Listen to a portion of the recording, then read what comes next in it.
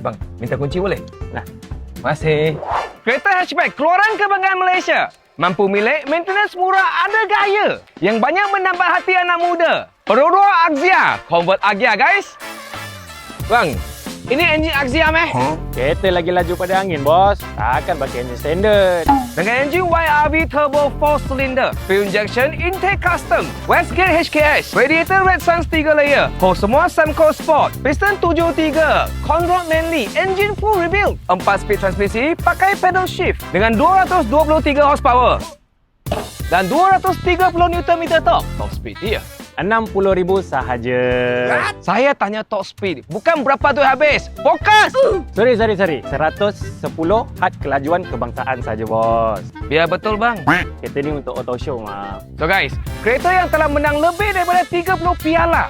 Kereta ini, lampu depan bumper, side skirt, lampu belakang bumper, semua Toyota Agya punya. Sport rim Rally R13 inci. Disc depan R32. Disc belakang Wish punya. Kereta full repaint yellow diamond Suzuki Swift. Arch fender tersakiti.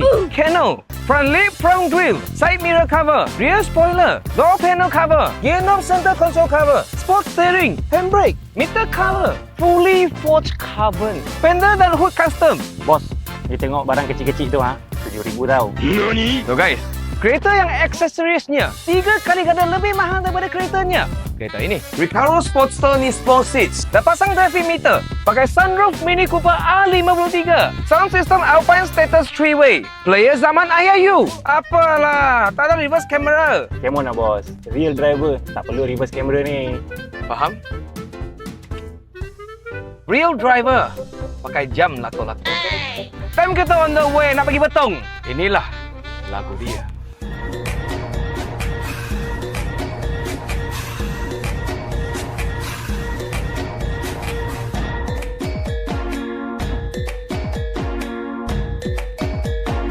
Exhaust full system 2.5 inci HKS.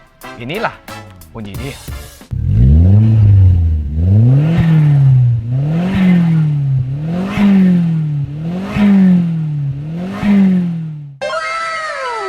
So guys, like, follow, comment, share untuk review kereta seterusnya. Bang, duit semua you habis dengan kereta Boleh beli Merc tau.